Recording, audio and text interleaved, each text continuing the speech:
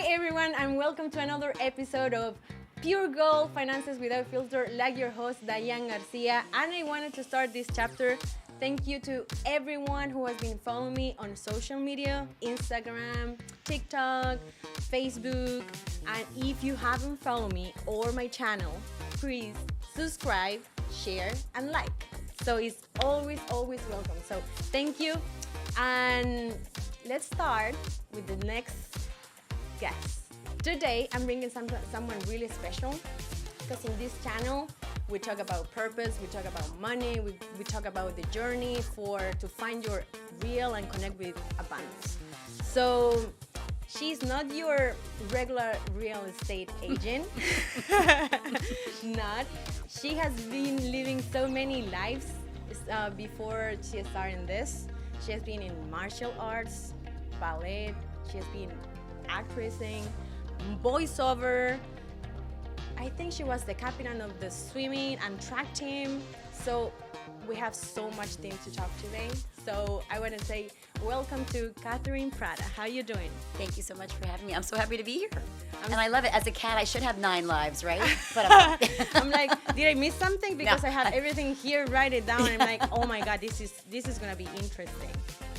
So let's get into this, Kat. Sure. First of all, I just want to know, and people just let them know, who is Kat Prata? That's a loaded question. Who are any of us, right? I like to think of myself, my identity lately is a mom. I have 3 boys, 13, 11, and 9. I'm a woman. I am an artist. I'm a real estate agent. I'm a friend. I guess I'm all of the above. It's crazy because usually people ask like, how you doing? But who are you? Like, when we want to connect with people, like, who are you? It's not like, I don't also like the question, what do you do? Right, and everybody goes to ask that. It seems so personal, like an attack, like, oh. But I like who you are, because you can like find and ask yourself like, who I am. Right. And it makes you find think. yourself like, who I am. Yeah. What is your background? What do you study? So I started dancing ballet when I was 3. I used to dance 5 times a week. And then that morphed into martial arts when I was a teenager. I was 14. And I did swimming, I did track, but I always wanted to act. That was my main thing that I wanted to do. My parents were like, well, I hope you're going to get something else to do to fall back on just in case. Like, please go to school for an education, and then you can do whatever you want. Why fathers do that? They just kill your dreams. Well, I understand in the point, but I didn't really end up using my degree because I went to college in Connecticut and I studied English literature. But I love to write, and then I ended up writing for Westchester Magazine and 914 Living and 914 Inc. I'm sorry, and Westchester Weddings. So I did eventually, Mom and Dad use my stuff that I went to school for. But then I really wanted to get into what I wanted to do. So I was a voiceover actor for almost 20 years. Wow. I kind of fell into that. I didn't know what it was, to be honest. Everybody was like, oh, you have a cool voice. You should do voiceovers. I'm like, well, it's voiceovers. Because I wanted to be a legit actor. You know, I trained. And I kind of fell into it because it was a 9-to-5 job. I can do it. I have a studio that I had from home where I worked out of. So I was doing that for many, many years. And then COVID happened. And like for so many of us, things changed. The business changed. Yeah. And I'd always wanted to get into real estate. So I took a course. And I love it.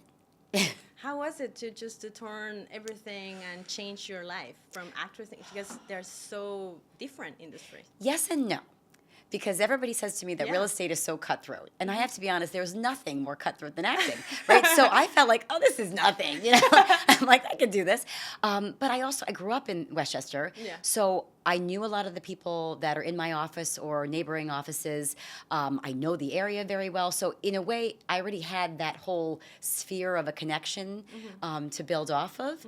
And I had so many different facets of my life, from dance, from martial arts, from being on the PTA, to being a parent, that I feel like I had a lot of kind of areas in my social world to connect from. So it was very daunting in a way because I took a big leap in my mid 40s to do something totally different. Yes, totally. But I really believe that if you put it out there and you put the time and the energy into it, you can do anything, and you can remake yourself as many times as you want to. You just have to have the passion and the drive and the positivity. I really believe that. I do.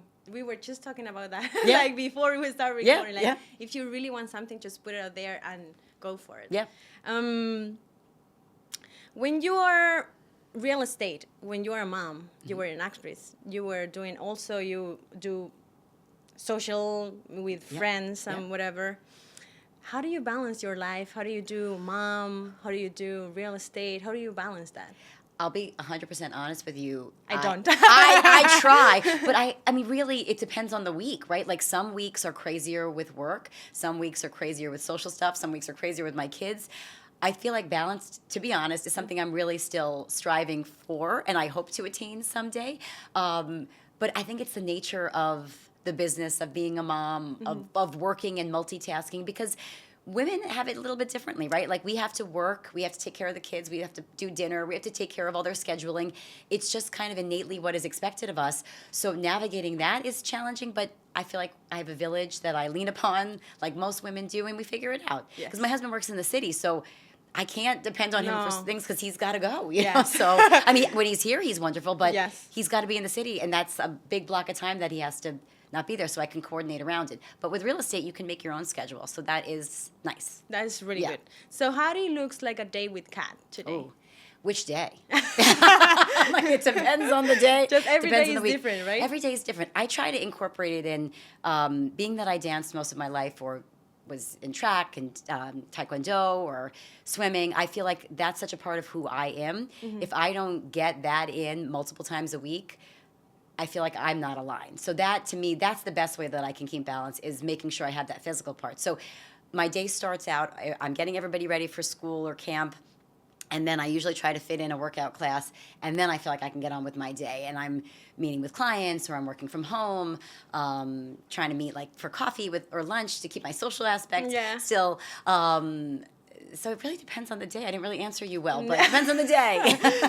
So let's say a Wednesday. A Wednesday. Which Wednesday? This one coming up? So every week it changes. It's just different, yeah. Because so if I have a new client, and let's say we have an accepted offer, then I'm going to the building department. So I wouldn't be doing that unless I had an accepted offer. Sometimes I go into the office, sometimes I don't. I love that I have the capacity to go in there, but I find that I end up talking more to everybody when I'm there. But it's great, it's a great network to work with your colleagues. So I'll mix that in, depends on if I have office meetings. So it really does depend on the day. Yeah. Which I love. It doesn't get boring. Yes. Yeah, you're right. You don't have like a routine that you got to follow up like a 9 to 5. I mean, if you can do that, power to you. That's not me. So I think it depends on the person. So I thrive that nothing is ever boring because it changes depending on the day.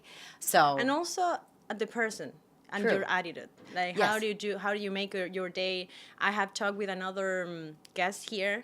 Like some people just is such a romantic thing to put out there. Like everyone should be entrepreneur, or everyone should like go for certain amount of money. But not everyone wants the same thing. Like some certain people, they're really happy with what they do, like teachers, or they have a schedule really they have to follow up.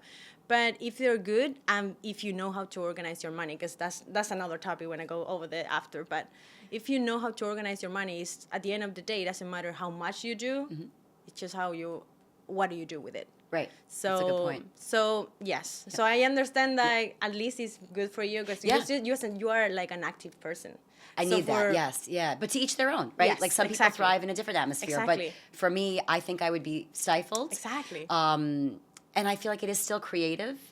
And I try to express that in the stuff that I do for social media, because I feel like we're not just one thing, right? I mean, even if our career is one thing, we should bring in every aspect of ourselves to what we do, because I think that makes us more relatable and better at what we do, because it's a whole picture rather than just one small part of you. Exactly. Right? So that's why at the beginning it's like, who are you? Who are you?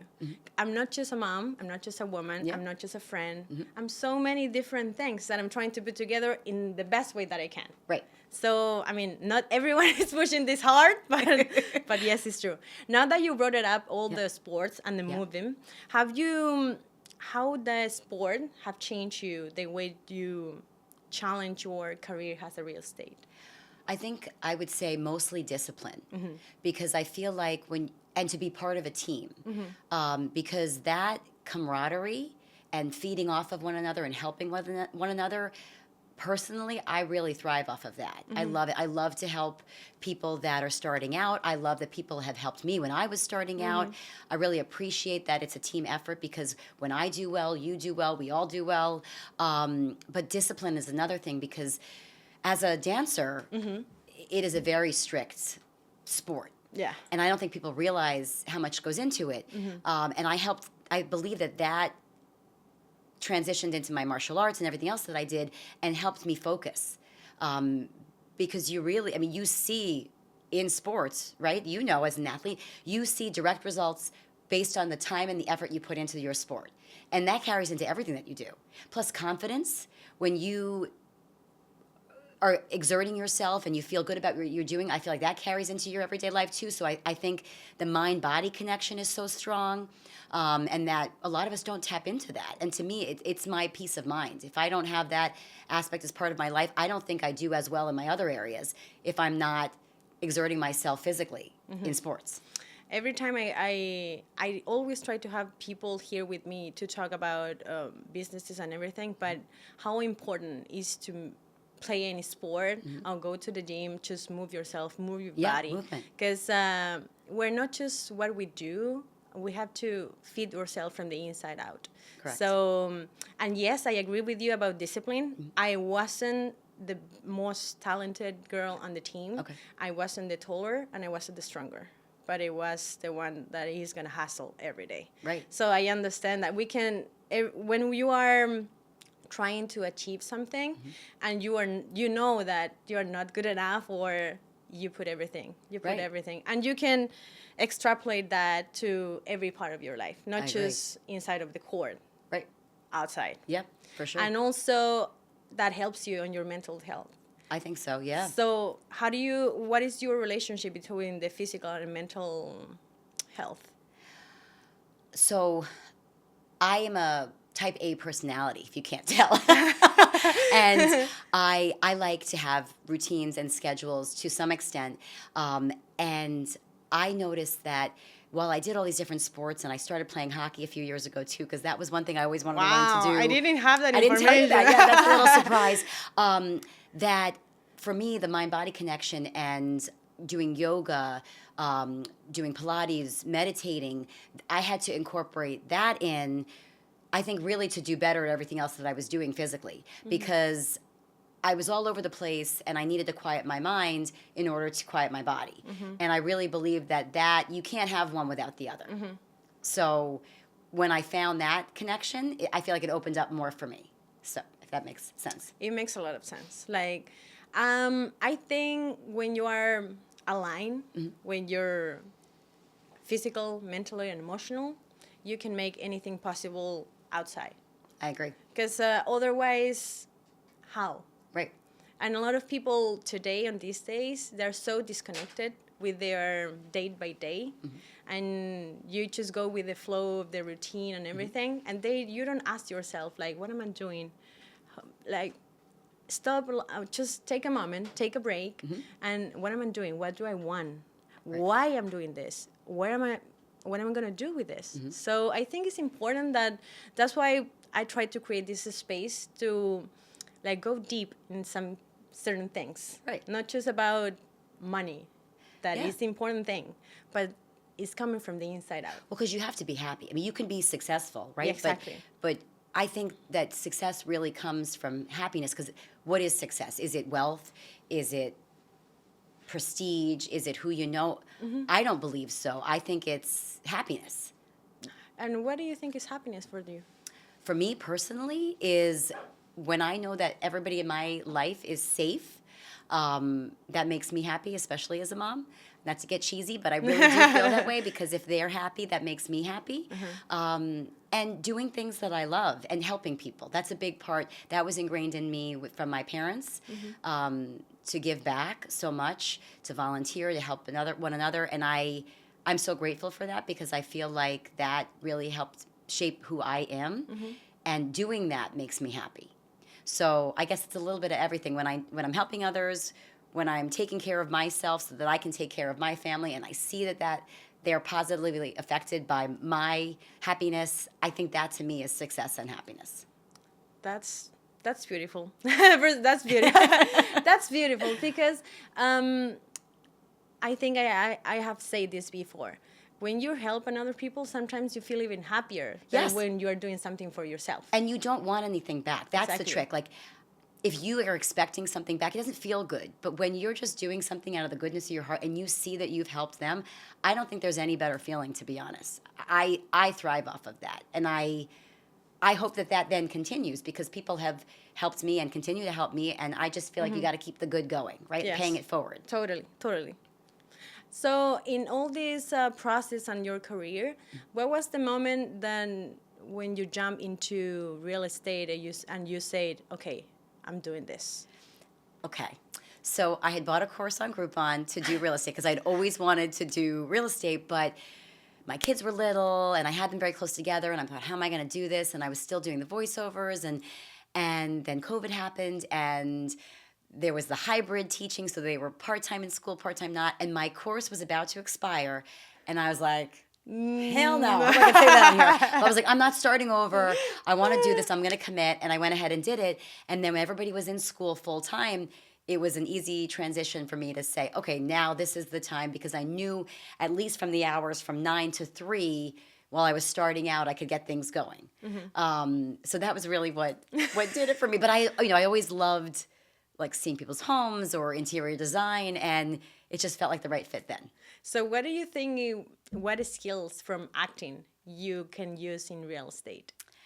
So just like when you see a good movie or a good TV show, right, and you connect with the actor, there are so many agents. There are so many of every job, right? So how do you make yourself uniquely you? And I think my background in acting, you be as authentically you as possible. I'm not a pushy person. I can be aggressive, but not in a negative way, because I don't like when people do that to me. I mean, I go into a store and somebody says, do you need help? I get hives. I'm like, oh. But I feel like being able to read people, to be as real of me as possible, because I'm not going to be everybody's cup of tea, right? Like, just like you won't be, or you won't be, whatever. But I think being authentically you and listening, because in acting, you really have to listen to the other person, is huge, because people want to be heard, especially when they're making such a big investment that's so emotional. Yes. So that's the reason why we have 2 ears and 1 mouth. And I've never heard that before.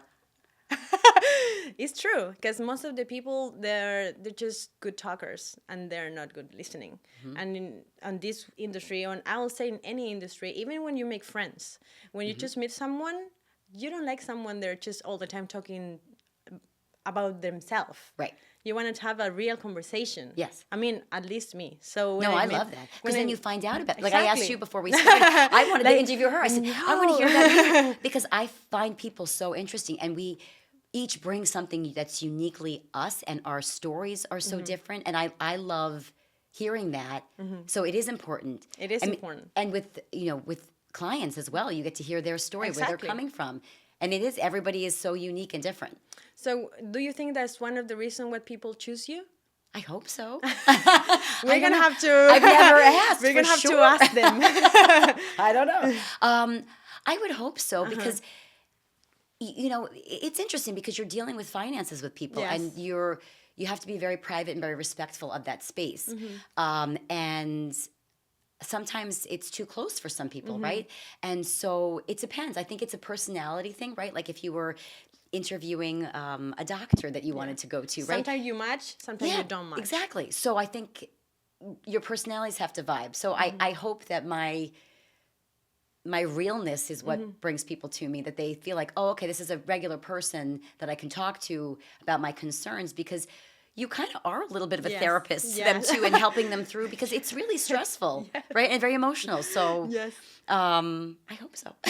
So when you say that and you start building your career as a real estate, and when do you decide to put your personal brand on social media? I started when I first started, but I didn't really get it. And then about almost a year ago, my manager said to me, and it was such a wake-up call, it was so obvious. She said, why don't you use your backgrounds in your marketing? And I thought, oh yeah, I should do that. Because, and it's fun. And I found that I can connect with local businesses because it's all about promoting one another, and it feels good. I love where I live. I love where I grew up. I want to share that. I want to share my favorite places. If you're moving here, what you should do, where you should go. So I'd say really about a year ago was when the light bulb went off. Like, you match with the social media world. Yeah. So tell us a little bit more about what you do with your social media, because I saw your profile. I'm gonna leave Kat's profile on my description in the video too, so you can go and follow her. If you are in the Westchester area, she is the one for real estate. So tell us, what do you do? So you go to local businesses? I do, and I try to incorporate a little bit personal, because you want to show people that you are a human, right? So I try to do 30% personal, 30% local business, and then, is that 60? I have to count there. And 40%, sales, open houses, closings, things like that. But what I've learned is I can use my background to make it not just a flat screen of this is a house that I just sold, but come see this house. Come see what makes it uniquely special for you. Yes, exactly. So I saw you like, this area is perfect for I don't know, your dinner. So this is like an scenario. Yeah, and it's fun, and I feel like businesses are starting to reach out to me to do collaborations, which I really love, because I feel like they see value and they also want to get their word out there. So I think it's a win-win, right? I'm getting my brand out, they're getting their brand out. So it just seemed like a natural progression. So you think that's when, a year ago, is that when you realized how important it is to put yourself out there? And I don't know why, to be honest. I didn't realize it before, but it just clicked. And I've noticed a dramatic increase since then. So I feel like must be doing something right with that. And that's how we communicate nowadays, right? So increasing what point? Like connecting with people, or you actually getting more clients from it? Both. Oh, really? Yeah. So what do you think, Instagram or open houses? It gives you more... Different. So it's different? Open houses, the people that come to that might not necessarily use you going forward. They might have another realtor, but you're another face that they can come to. And so depending on the price point or where people are coming from, they may already have a realtor that they're working with. Oh. So you meet them at the open house. You might get a connection, you might not. But I feel like Instagram, everybody's on it, right? We wake up, we get on it. We go to bed, we're on it. It's the way that the world connects. Exactly. And so I feel like, at least for me, when I look on there too, I'm like, well, who's relatable to me? That's what I look for. So I hope people look for that too. And the more that we find in common, that's what I feel like makes the world go round, right? And I think that's easier to do than an open house, because those are kind of one-offs, in my opinion. Yes. Yeah. But what is your specialty? Because I know you guys do like or renting or buying, but it's so many different areas in real estate. There really is. What is your specific thing, or you're the best in something? Well, we can do it all. If you're licensed in New York, you can do anything. Yeah. I got certified in commercial real estate. That's not my main thing that I do, but I have listed commercial properties. Okay. And I will help people if they need a commercial space, but I would say mostly residential, buying, selling, renting, so all you of do the above. a little bit of both. I do everything, yep. Okay. Yeah. I feel like I primarily do more of the buying and selling. And people always ask me, do you do rentals too? I'm like, yeah, I do everything. So I feel like people don't realize that we do that, but I'm happy to. It's also sometimes realtors, they're more close to do like, you know what, I'm just selling. I have somebody else who maybe can do renting. Maybe. I guess it depends on the person. I like to do it all. I feel like if somebody comes to me and I've been getting a lot of referrals lately, which is wonderful from other clients because my clients, because of who I am, I'm sure you get this, they become my friends. Yes. Like I reach out to them. We keep in touch even after the sale is done, which I love. Yes. Right? So I've gotten a bunch of referrals lately for rentals, and I'm happy to do it. I mean, I feel like work is work, and helping people is helping people, Yes. and it comes in many different ways. Yes, it's wonderful the way you do businesses with people, and then you become friends. Yeah. It's even stronger. Yes, it's I not believe like that. because not always you can make business with your friends. Because when you're friend, not always you can do business. That's true. But if it's backwards, Yes. sometimes you value more Yep. that relationship. Right. Right. And you understand what they're, as a business person, are going through. So there's that Exactly. camaraderie as well. Exactly. Yeah. And this past year, how has been your journey in real estate? This past year has been amazing. Yeah. I feel like the stars have aligned. I hope it continues that way. That's your witch side. My But witchy we're side, not yes. gonna say, we're not gonna talk about that. Well, It's I just feel like it finally clicked. Like with anything, you have to put your time in, right? You were sharing with me in your career and how you've done that. And it's true. You put your time in and you just keep working hard. You keep your positive energy and it eventually clicks, right? Some sooner than others. So I feel like this has been a wonderful year and I hope to build upon that. Let's talk about like how was your best deal? Okay. Yeah. Do you remember it? Yeah, well, it was very recently. Uh-huh. I have a client that just bought a house in Larchmont for $2.5 million, which was a beautiful, beautiful, beautiful home. And it's not about that for me. I treat my $2.5 million sale as much as I treat my $130,000 sale. Because to me, it's not about that. It's about helping the person, and you never know what's going to come out of it. And sometimes it's harder with the less amount of money than it is with the larger amount. But that just recently transpired, and then I had another one in a similar price point. And I feel like work begets work, right? It's like a snowball effect. And it felt to me like, okay, all right, I can hang with the big ones. Like, Yeah. okay. Because it's not the same. I mean, imagine like in your mindset, like 2.5 million, and you treat it as equals. Yeah. But it's not the same amount of money. It's not. So But the amount of work sometimes, I'm telling you, is more It's with the more. less amount of money. Yeah. It's the same with clients. Like sometimes when clients pay less, they're more picky than the True. one they Yes. they give you Yeah. more work. Right. Yeah. So it's tricky. It is tricky. It is really tricky. But that's why I feel like if you give everything the same level playing field, then you know what to expect. And you're working just as hard. And it's your reputation because that $130,000 deal could give you referrals. many referrals that will add up way more than one large deal. So you never know. You never know. That's Yeah. true. And even when you're doing, like, for me, when I was waitressing, Yep.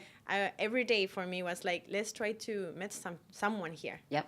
And that's the way I met one of my best friends. That's the way I saw you there Yes. a couple times.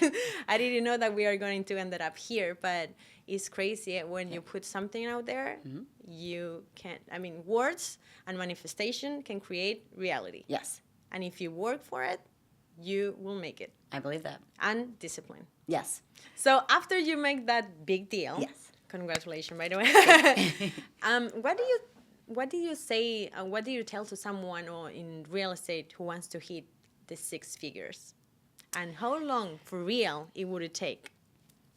Because some people think that success is just an overnight thing.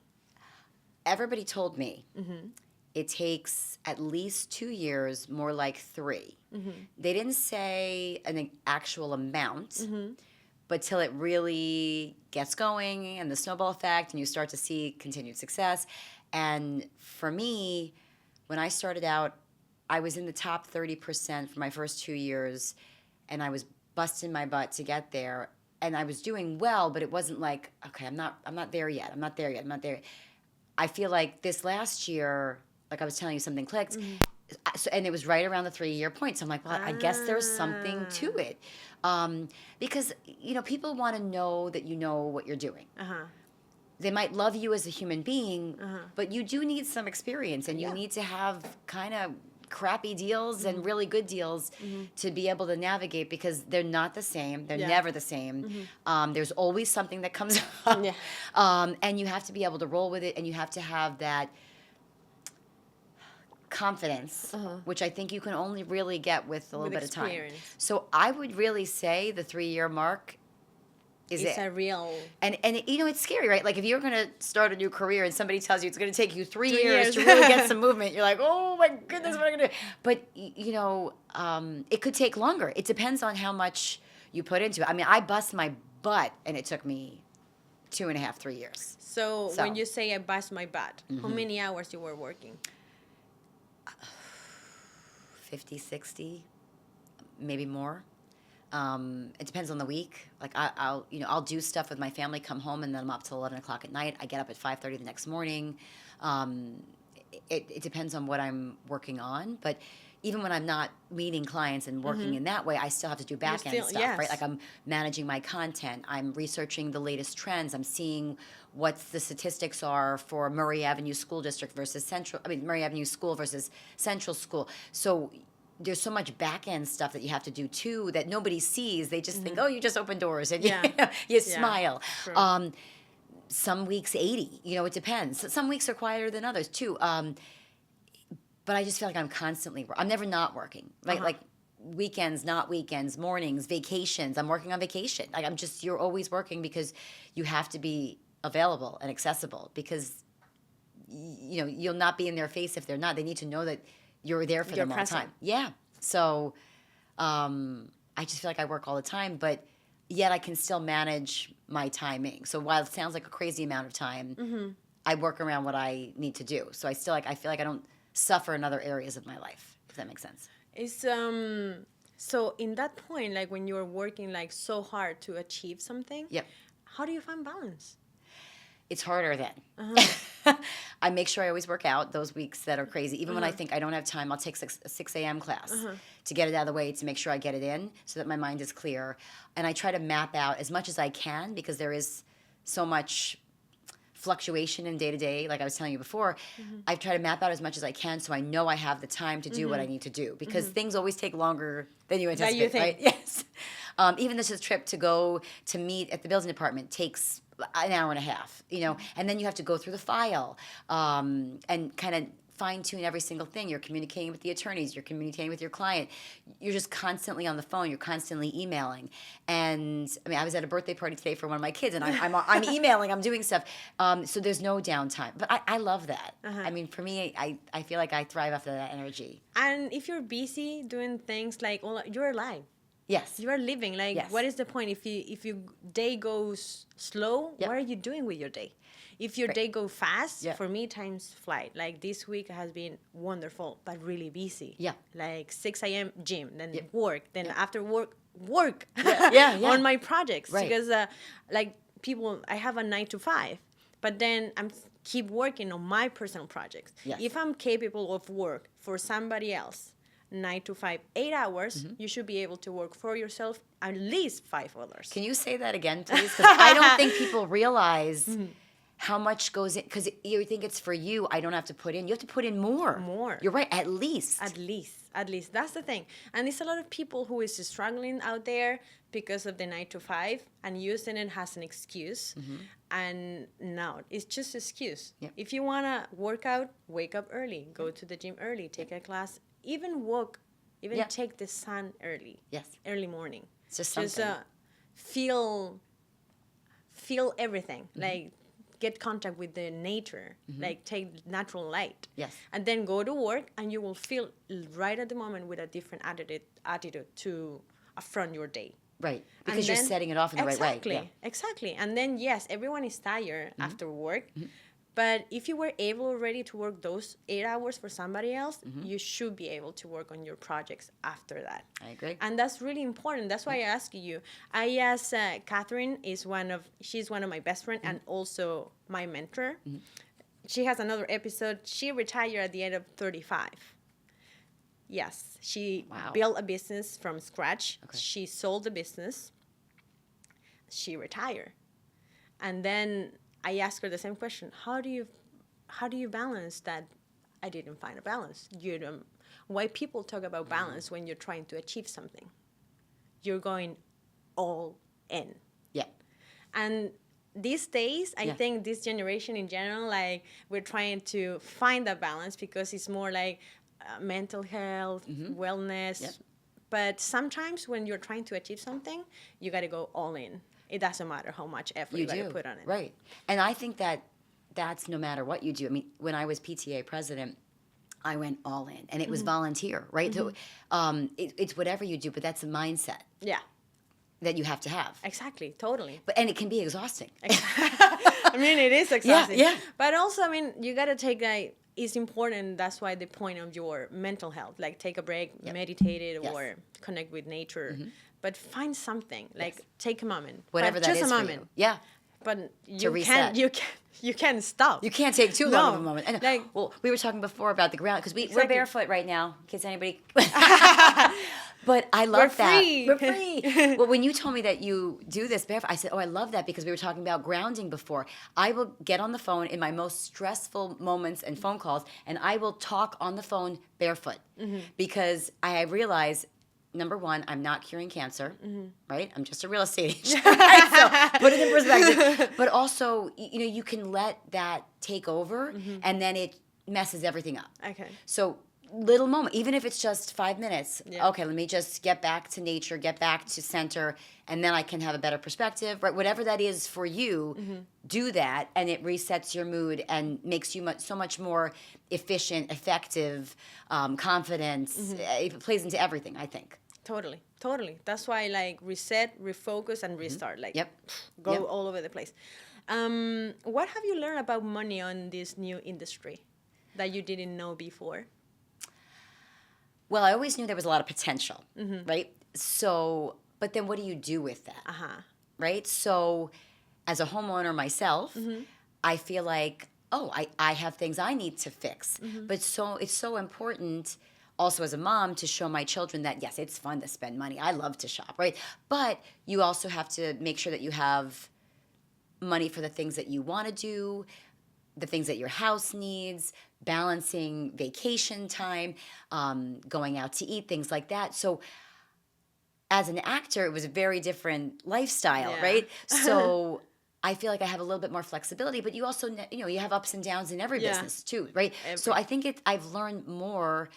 Make sure you have a little bit of a nest egg. Make sure that you have something, enjoy yourself, but still have something to fall back on in case you have a bad month or something changes, right? Or you have a project that you want to do that you can finally get around to. So it's made me think about savings more, being smarter with my money, because I think we have this mentality we're going to live forever, right? Yes. And you want to live like you are going to live forever, but you also want to be smart because you want to enjoy as you get older. So these are the things that I think changed for me, I'd say in the last 10 years, because with a family and also realizing my mortality, I want to be able to enjoy, right? Enjoy, but also be smart about my future. So that I learned more from real estate than I did than anything else. And be more conscious about like how to handle your money. Yes. So how do you divide it? How you organize your money? So you have savings? I have savings. Do you invest? I do. I haven't in the last few years because this was a newer endeavor that I've done. But I want to get back into it. I don't know enough about it, to be honest. But I think it's the way to go. It's the way to make passive income, which everybody wants. Yes. But yeah, to me, it's more like whatever percentage of something that I get, put aside an amount for savings. Yes, it's fun to be like, ooh, I can get whatever I want. But no. Be smart. This project, that project, rainy day, children's college. And you never know what can happen. I mean, health here is really expensive. Yes, it is. Right. Really expensive. Like people don't know. People don't realize that until they ended up in the hospital. So it's really important. So that's the way you organize yourself. Like you put, for sure, a certain amount of savings. Yes. And I try to do, no matter what the deal is, right, because it can be vastly different, try to have a reasonable amount that goes to a little nest egg. Okay. To a little what? Nest egg, like a little pod to like rainy day funds. Yes. Okay. That was disappear. It's gonna disappear for now, so don't think about that. That's the fear now. Well, and then you do a project, and then you build it up again. It's like reserves, right? Yes, Yeah. yes. So, have you ever built like an emergency fund for yourself? Have you heard about it? An emergency fund for myself. Is that like an actual term for something? Yes, emergency funds. No. No, it's like a 6 months fund savings for yourself in case something happen, and you don't have to work or nothing for 6 months. No. Yes. So people look it up. Dave Ramsey. So he's my financial mentor that I see. I have his book. Everything I read about is like about saving funds. I mean, emergency fund, and baby steps about how to build yourself your financial security. And it's really important for us. Yeah. As a woman, be on a position of I don't want to say safely, but okay, let's use safely. It's safe for us to have something there in case anything happens. So it's really interesting for all of us to know those kind of things, but I didn't know that. yeah. So it's interesting. What do I have here? Why do you think people these days prefer renting over buying? I think it depends on the situation. So a lot of people are intimidated by the interest rates. Yeah. Which is scary, right? When I bought almost 16 years ago, the interest rates were just as high. Things change. Yeah. It's ever evolving. So there's an expression that says you marry the house, you date the rate. Okay. So you don't stay with it. And the idea is that a lot of people have a hard time. Like, let's say you have a 3% interest rate, and then you're buying a house now, and it's almost 7% interest rate, or somewhere in the sixes. That's a tough pill to swallow, right? Yeah. But it's not going to stay like that forever. And you're getting more equity in the house. So a lot of people will get in, and then as soon as they can refinance when the market gets better, they will do that. So it's not, you have to think that's not going to be 30 years of this interest rate. It's going to change. It'll get a little bit better. I can refinance. Maybe I refinance twice. But with renting, obviously there's a lot less pressure. If anything goes wrong, you don't have to worry about it. You know, you just call up. Yeah. Yes. So that depends. And I think, do you want that investment that everything's on you, that you have to take care of it? Maybe you want to start out and it's safer to rent. I mean, there's people that after their kids have gone to college and moved out, they now move back or move to the city and then they rent after they've owned because they want a different lifestyle. It's exactly what you want. I have a client who just relocated from Texas and he wanted to buy, and I actually said to him, I think you should rent. Because you don't know, you just moved from another state, you know nothing about this area. I'm going to show you houses when you don't know where you want to be, what neighborhoods you like. Let's rent for a year, test out the market. At least he wants to buy for renting. Yeah, eventually, yes. Because he intends on being here for the long haul. But some people rent, that's just what they want to do because they don't want to have to worry about having to have all these things to fix all the time. It depends on what you want. Yeah, it's true. It's like everything. It's like some people wants to rent, but it also it's a smart move to buy and not live on the house, right? Just use it for renting. As an investment? Yeah, a lot of people do that too. Yeah. And what is your opinion like because it's two versions of you. One has a real estate and then has a homeowner. Yeah. Oh, yeah, you see both sides of it. So I don't think you can ever go wrong with investing, especially in this area. This area does well no matter what. The close proximity to the city, the school districts, people like to be in this area. So if you can invest, I don't think that's ever a bad idea. And I would highly recommend it. Even if it's something that you think like, oh, I'm going to start out in this home, you can still use that. It can turn into an investment and you can buy something later down the line. And a lot of clients are buying without needing to sell because that's a major condition in this market. If you need to sell to buy, you can't compete with people. So I don't think it's ever a bad idea to have real estate. Do you think in real estate, if you want to buy like a house to rent eventually, it has to be a studio or a big house? I think it depends. A lot of people buy multifamilies. I have investor clients that love multifamilies because that income is paying for the mortgage and then some. And some people want to just have a smaller property to do so. I have another client. They're actually renting I got them a rental last year, and they want to buy something small, not to live in, but just to invest, because until they figure out where they want to be, they can do that. Or you can buy a large house and get a crazy amount of rent and pay off your mortgage and then some, and then get another property. So I guess you can do it on any scale. So I wouldn't be intimidated if you don't have a lot of money to work with. You can build it up as you go. But I don't think you can ever go wrong, small or large, with in real investing. estate. Yeah, especially in this area. Even in this situation, like this situation talking about how irregular is the market right now. Yep. With the new president and all the uncertain things that happen now. Do you think is even still being a good idea? I still do, and it hasn't affected the market at all. There's still so many buyers out there and so few sellers. And I think it increased, I think it was 4% since last year, but that's nominal, right? I think that you're never going to go wrong in real estate, especially when you live near a city. It's an affluent area. People love the school districts. They love how close you can get door to door to your job. And a lot of people don't even commute that much anymore. They can work from home. So I really don't think you can ever go wrong here. Did I answer your question? Yes. Okay. Yeah. I kind of went all over the place, but yeah. No, it's great because it's people in general, we have too much information out there. And because of all these changes here in the United States, people think that they're afraid of investing because they don't know. They don't have someone to actually know about the market and instead to be the hyper connectivity where even more disinformation than information. So it's good for us to bring it up in this way because people can realize like you can still do it. Right. It doesn't matter the conditions. Yes. Right. I agree. In fact, I haven't heard much validity in the market in terms of all the uncertainty that surrounds us right now. Yes.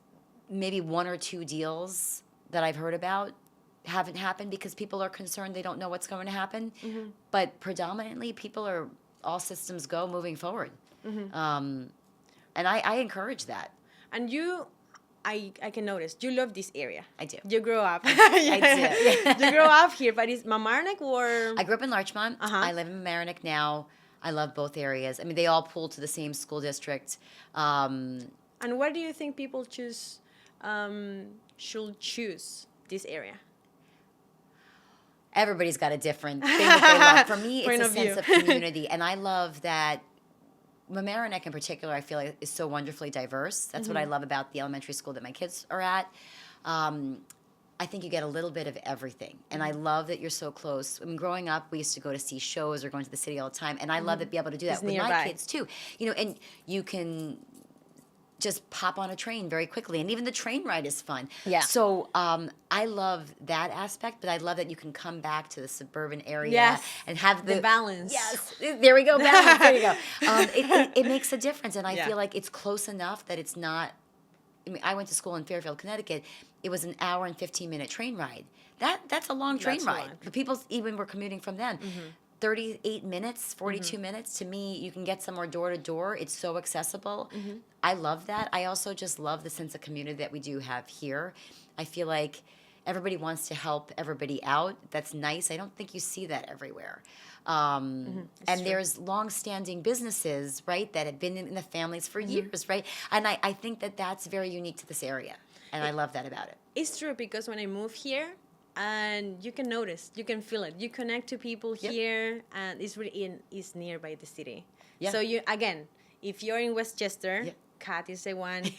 I'm gonna leave all the information about social media, and I'm gonna leave my personal information on social media, so you can follow us both. And please always share, like, subscribe. It's always important for my channel. We're getting to the end of this episode, and I just have a little gift for you, Kat. Chili Shade, this is my personal sunglasses brand, is going to be a gift for you. Thank you. This is a sponsor of Pure Gold, the podcast that you're listening today, and also EcoFlow Video Marketing Agency that you can see, guys. We have a new setup, beautiful new lighting, although this beauty is by EcoFlow. So if you're in Westchester also and you're trying to record a podcast, this is the place. Me, you can reach us on social media and always ready for you. So now, Thank you so much. I'm so course. excited. How beautiful is this marketing and branding? I love it. So please, I'm gonna ask you to show us and wear them. Okay. Like right now? Yeah. Okay. I have a little activity for you. Oh, okay. With the sunglasses on? Yeah. Okay. This is gonna be. Look at that! This is wonderful. I have a couple final questions. This is called rapid fire. Okay. So you can see, like whatever it comes first to your mind. Okay. Okay. Yes. Image or authenticity? Authenticity, always. Why? Because if you don't have that, you have nothing. True. Luxury listing or first-time buyers? Ooh, rapid fire. Luxury listing. Yeah. It's easier. Even we just say like even the when you sell something for a less pricey, it can even be more tricky. Right. They're gonna have the same troubles like an expensive one. And I was gonna say first-time home buyers. I shouldn't say, but it's a learning process, and so that's my initial reaction was. Being nice or being respected? Being nice. There's a narrative that being spiritual and wanting money don't mix. What do you think about it? I think that you can be spiritual and want money as long as you're not doing it for the wrong reasons, if that makes sense. It makes a lot of sense. I think it brings money when you are authentic. Yes, and you don't have to try to get it. It just comes to you. What is success for you? Happiness. And we already know what is happening for you. You have been in fitness, performance, and real estate. Which industry is the most obsessed with image? Ooh, that's definitely acting. Yes? Yeah. Has been tough? I was younger when I did it, so yes. Yes? Yes. Whereas as you get older, you don't care so much Mm-hmm. because you're more comfortable with who you are. And secure. Yeah. You build yourself. Yes. Do you have any final message for the people listening here? I would say thank you so much for listening and for being here, and I hope I can help you because I really do care. Yes. Thank you for listening until the end. So now you know it's never late to reinvent yourself, learn something new. Doesn't matter what age you are. Go and do it. And please subscribe, follow us, both Kat and me. We're gonna leave all the social media and see you on the next episode. Bye-bye.